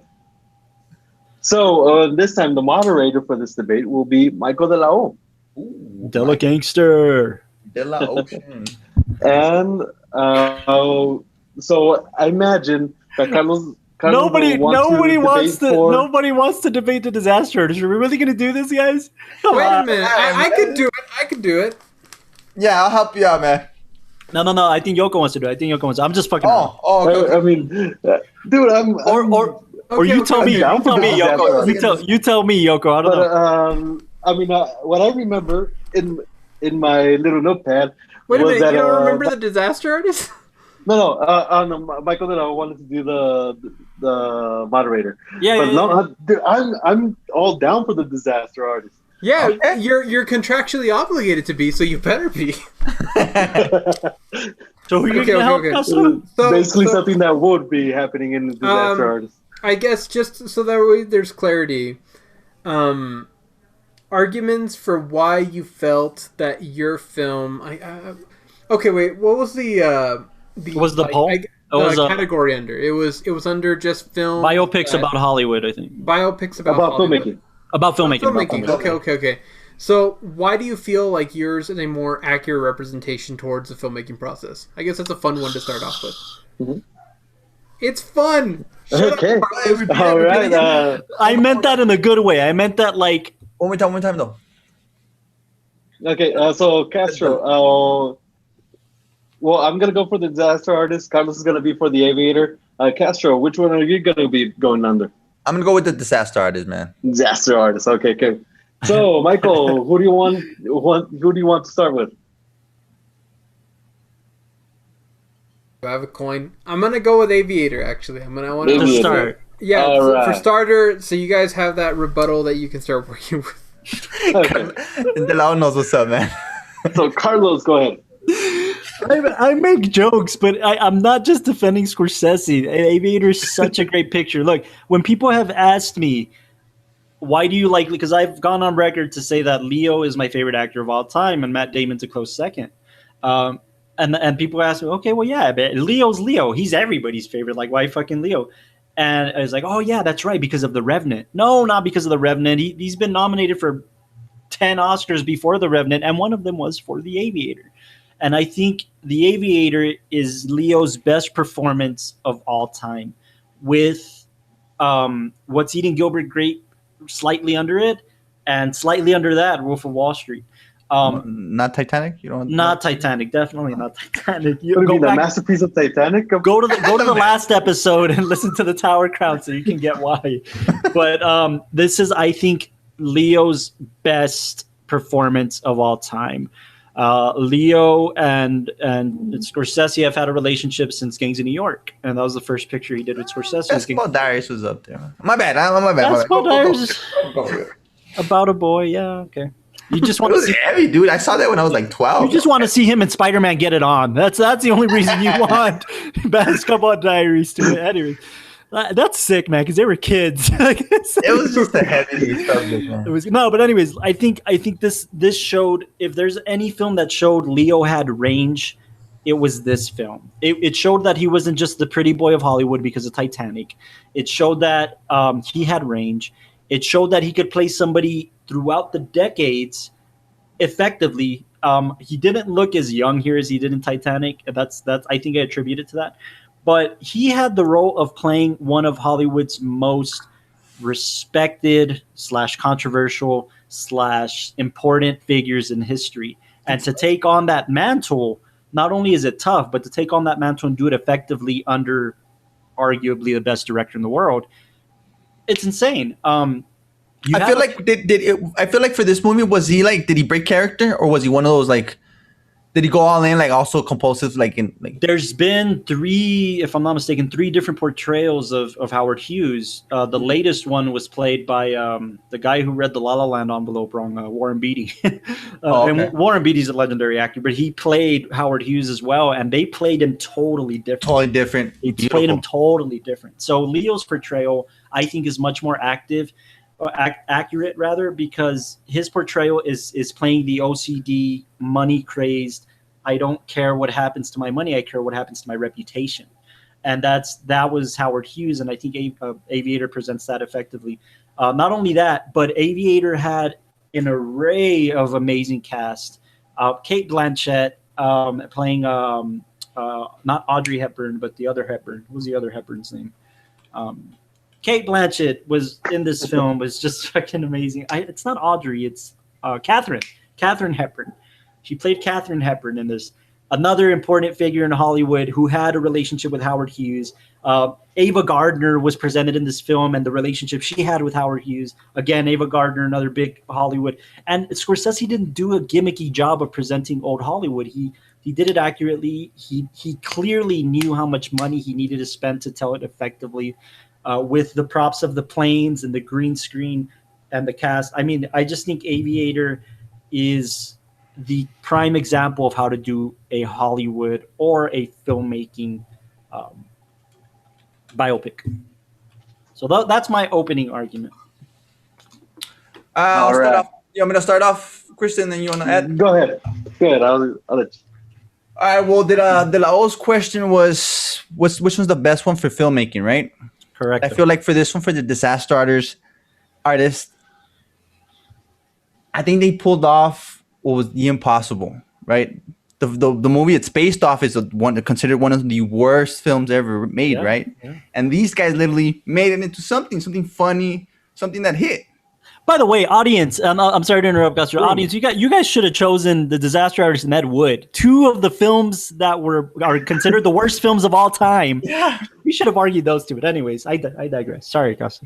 No, but anyways, and then you also get James Franco, man. I think he's underrated.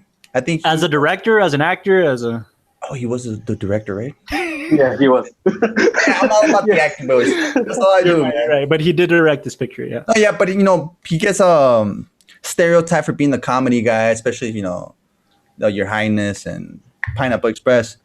But I think which actually works perfect for his character trying to betray Tommy Wiseau because he's such a larger than life character. Exactly. Mm-hmm. Which I think that it's beautiful, and then they're trying to make a film, like, you know what I mean? Like, it's the perfect definition, right? I know, like, The Aviator, that's it's a real American movie. Yeah, with a real American hero. Yeah. But I just love that they're able to like turn it around and make it into something successful. And I like that he keeps it in the family. That he gives the Seth Rogen, Dave. They're all was in that. Out. I don't know. That's my beginning. I'll think about something else. But yeah, kind of to piggyback on what Castro kind of said. The thing is that we are talking about film, the behind the scenes of filmmaking and how movies are made, right? That is the biggest argument that we're going for right now. Yeah. And although The Aviator is a good movie, in the end, it's not just about him and filmmaking. It's not just about his pathway to filmmaking. Exactly. The Disaster Artist is exactly about basically two people who want to get into Hollywood, who's after so many failures and all that stuff, they decided, you know what, let's go make a movie. And especially like for us that we're in this filmmaking community and all that stuff. I mean, what's more relatable than going with your roommate or your best friend and say, you know what, let's make a movie. Hell with everybody else. If somebody wants to see it, hell with them. We're gonna make it for ourselves. Persistence is a big key in this one. It's like it's like everybody's telling you it's kind of wonky, but it's beautiful. Okay, I mean, look, is The Disaster Artist a relatable film for filmmakers? Sure. Hell yeah. But The Aviator is... I got billions of dollars in my pocket, right? Well, hey, Tommy Wiseau was rich too. That's how The Room happened. Oh, that's true. That's very true. He had money. Yeah. Yes. I mean, he just didn't have contacts or distribution, or ACD, or a writer or anything. OCD. But AC/DC, yes, he didn't have AC/DC. No, but Howard Hughes is who we want to be, And when it comes to filmmaking, in terms of, man, if I had the money, I'd make the $100 million picture with 10 airplanes. Howard Hughes was not only a director, writer, he was actually a producer more than anything with RKO Pictures. I might add, he owned RKO, which made Citizen Kane, and he made two pictures that were really popular, Hell's Angels and The Outlaw. And he actually produced the original Scarface. This was Howard Hughes. This was who he was. Really? Yeah. He bankrolled. He produced the original Scarface with James Cagney. And I'll fact check that real quick. Oh, please. So, James Cagney playing Al Capone, right? Or who Al Capone is based on. Whatever. Anyways. I'm trying to, confuse them, Yeah, diversion. No, but I think The Aviator is like, in terms of filmmaking, we see the camera, we see the sets, we see hot camera, we see John C. Reilly playing this more sophisticated role. Again, John C. Reilly coming off of Gangs of New York, which I think he's John C. Reilly is known because of Step Brothers now, but the man in the 90s and early 2000s made very different, yeah. I mean, fantastic serious pictures. And he plays this almost the guy that keeps Howard Hughes in check, So I think it shows you all of the insights of. I've said this earlier when it comes to the rise and fall of an empire, right? It shows you the rise and fall of an empire in Hollywood gone wrong. So with filmmakers, it's a word of caution, right? It's a tale of caution. Cautionary tale, I should say. That's the right way to put it. And I think when filmmaker sees this, it's like, oh man, maybe I don't want all that money. Maybe I don't want all that. Not success necessarily. You want the success as a filmmaker, but enough of it will make you go crazy and screen a movie 300 times naked in your screening room, like Howard Hughes or Leo's. That was pretty crazy. Film. So. It shows you the good and bad of filmmaking, and it shows you. It's almost like we're talking about Scarface, Al Pacino's character, right? In Scarface, it shows you like the rise and fall. It shows you like what could go wrong if you don't kind of put a stop to shit, if you don't control your outcome, so to speak. So see, that's where it's my bad. This is where I kind of stop you and contradict you there. Yeah, please. It's not always all about how much money you could put out. You know what I mean? No. I didn't say that. Oh, hold on, I lost my train of thought. No. I going there. It doesn't. I don't think it has anything to do with the money. It has everything to do with the character's dynamic. I think the character, both on a filmmaking perspective and on the story perspective, I think Leo's character. I think Howard Hughes is a much more interesting figure in cinema than Tommy Wiseau and the story of Tommy Wiseau, because at the end of the day, Howard Hughes. I find it good. This is what I'm trying to think right now. My bad, dude. I feel like it's more relatable, the Room story, because persistence is very much more real in Hollywood.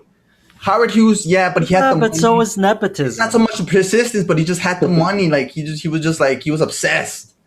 You know what I mean? Over here, the guy from The Room, he was kind of like slow, but he was just persistent because he wanted to know about the film thing. And that's a little bit more relatable. I'm gonna throw in also, especially in this era, Tommy Wiseau is. He's a cult. He's an icon. He's a figure. He's a cult icon. Yeah. Yeah, you don't not just a cult icon, especially amongst the Hollywood insiders, inside people. Yeah, he's still an outsider. I mean, he's known because of the film. He's known because of The Room. The Room. You're right. The Room is a Hollywood staple in Hollywood. Like they screen it in 2 theaters all year. Because he pays for it, by the way.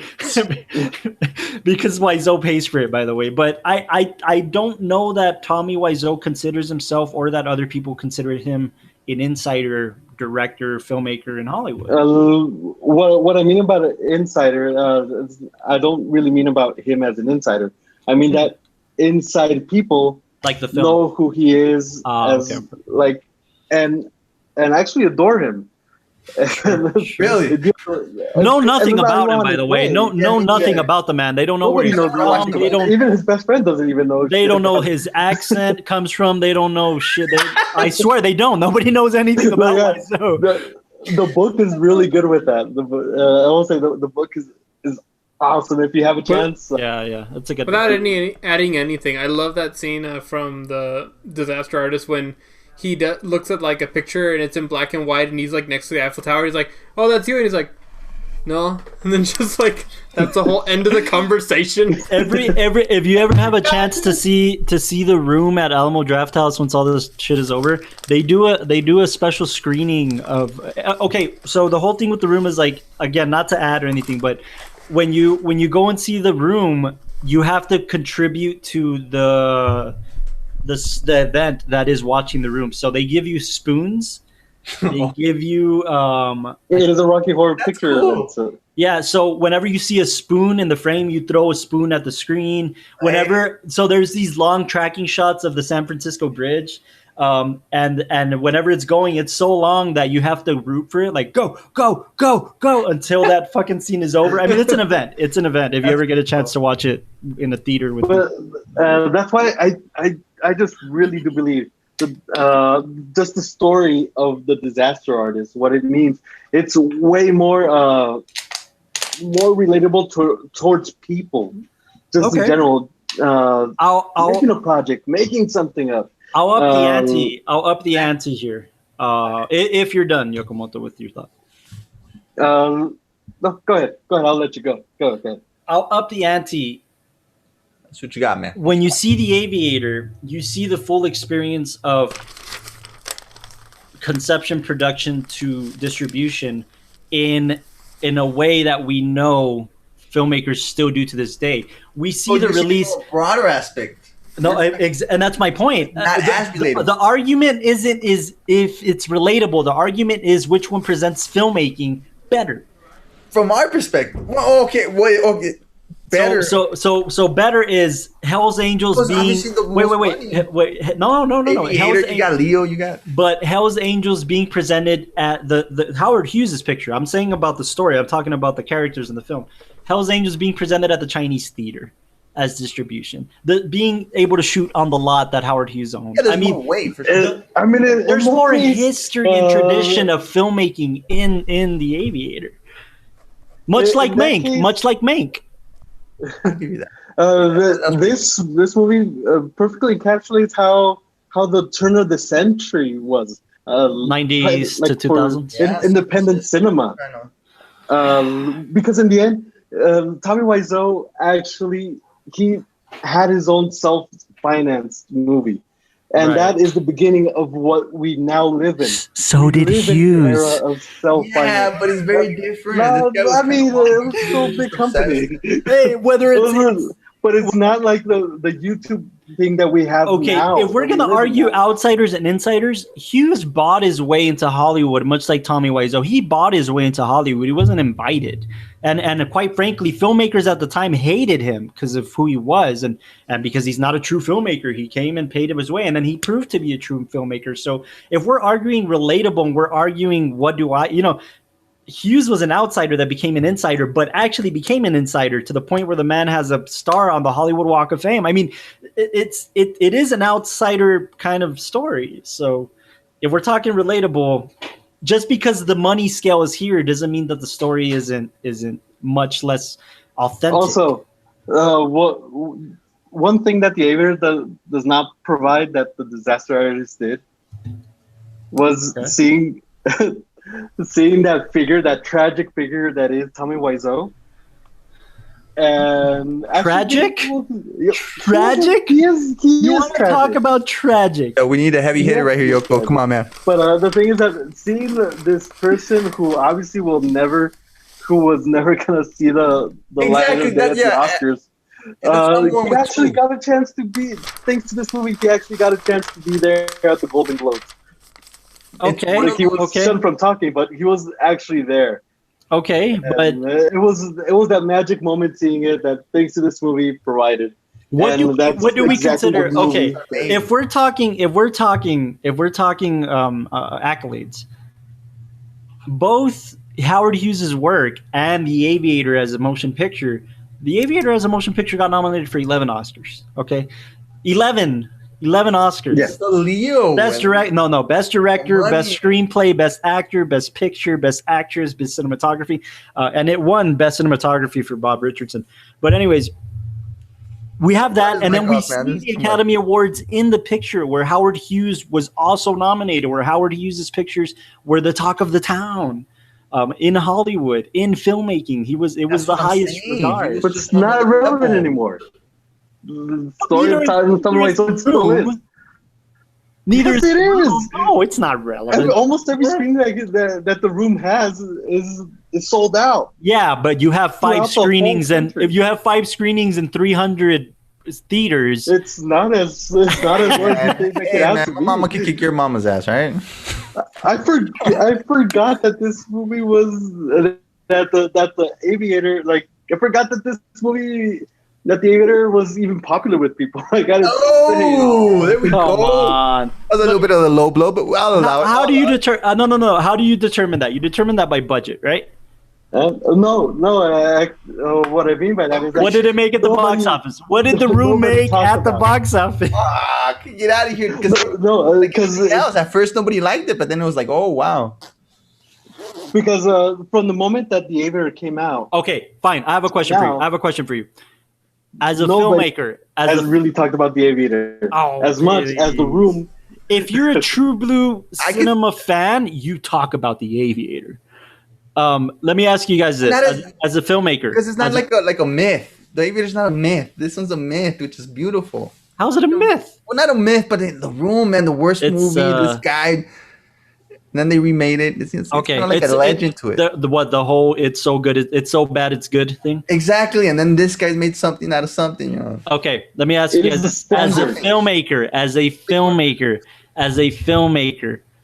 would you rather your picture be The Room or Hell's Angels? Depending on how much money I have. No. Wait, would you rather filmmakers are all about who's going to see my film, right? Would you rather people see your film over the course of 10 years and then it starts becoming a cult classic, or would you rather you get a premiere at the Chinese theater and you become a legend and you obviously the Aviator for sure, but that's not what we're saying. In a way, I would prefer The Room, because people are still talking about it 20 years later. But people are still talking. Not the Aviator, Carlos. I know you're trying not to. But talking about the Aviator. Okay, the Aviator. I'm gonna bring in a final question if everybody's ready, and it's gonna go to the disaster artist first. So, each of these pictures talk about a person who made a film and the process of filmmaking and all that. Now, if you brought in somebody who had never heard about either of these people before, hadn't heard about like the following or the history behind it.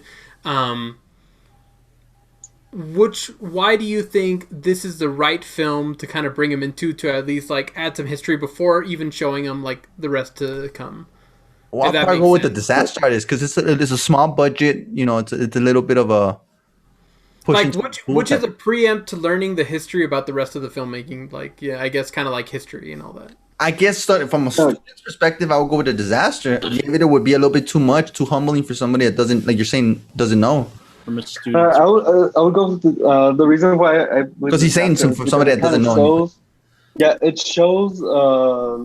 It could show that person that literally anybody can create something.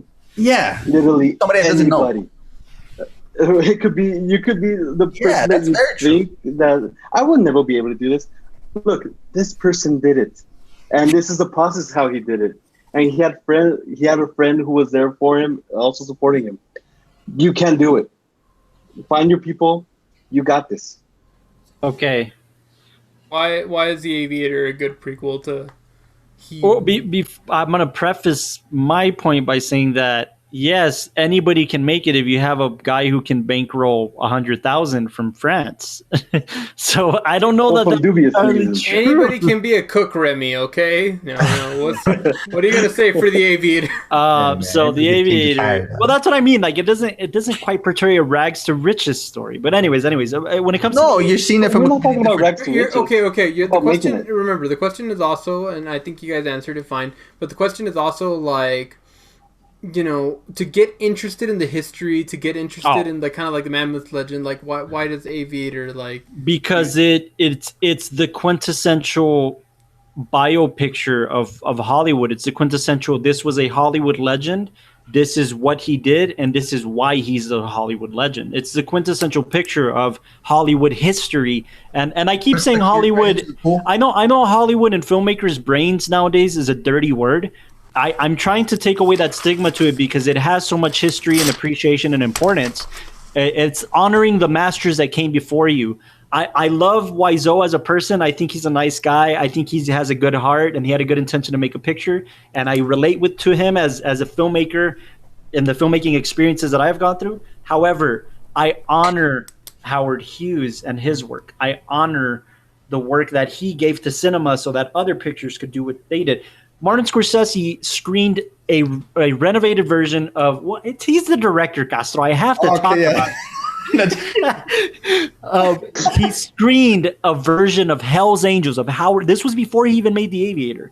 He screened a version of Howard Hughes' Hell's Angels to Coppola, George Lucas, Robert Rodriguez, Brian De Palma, all these guys at Skywalker Ranch. He screened to them, this is the film that I decided to renovate, to redeem, to preserve, because it's Howard Hughes' important picture, Hell's Angels. He flew in the sky with cameras before it was even fashionable. I mean, all right, Yoko, start name dropping too, dog. Because this guy, okay. Okay, so in that case, James Franco discovered this movie and actually brought it to all these comedy legends that we know now. Exactly. But he didn't discover it. No, it was famous in Hollywood before James Franco. But he's the one that got it recognized. Okay, yeah. It's kind of the same as with Martin Scorsese. Like, that's what I'm getting at. Of course, he didn't discover it, but it's the thing. Like, he got it, and then he showed it to these comedy legends. Different. I feel like there's different perspective in the film. You got a chance to make a movie about it, same as Martin Scorsese. Okay, I don't mean this in a disrespectful way. But go for it. No. I don't mean this in a disrespectful way to any filmmakers out there, because if you know me, you know that I'm the notion that if you're a filmmaker, go out and make a film. You can do it. I really do preach that. But there's giants, there's people that you honor, there's giants, and there's individuals that attempted to do something that made an impact, but do I want to follow that route? No, I honor look, let me put it to you this way. Are you going to read Shakespeare or I don't know? No, you're trying to make some Pulp Fiction? A graphic novel? Comic? Sometimes I like a comic. But that's what I'm saying. Are you going to read but I'm trying to think of a bad writer because it's a bad book. You know what I'm saying? You're just trying to there's giants that you honor and there's filmmakers that you respect and you can appreciate what they did. There's giants that you honor, and Hughes and Scorsese and these guys, they're giants that you honor. So just because of that, that's how there's art in schlock as well. There's what? Art in schlock.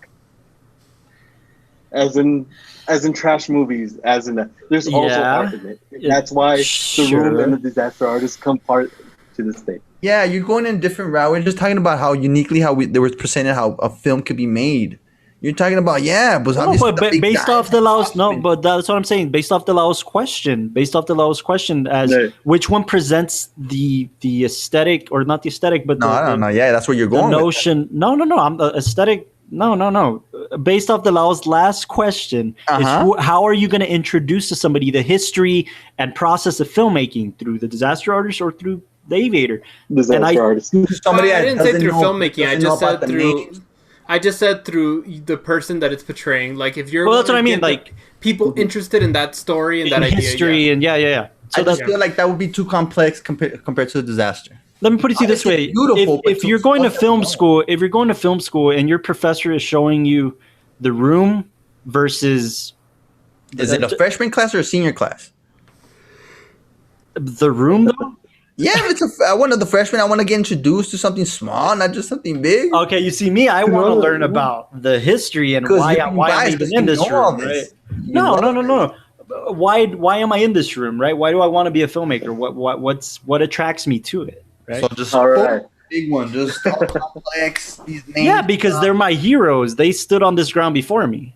Yeah. See, that's what I'm saying. You're being biased. These are my heroes. This is somebody that doesn't know. He's just going in. All right, let's go, man. I'm just saying. I know.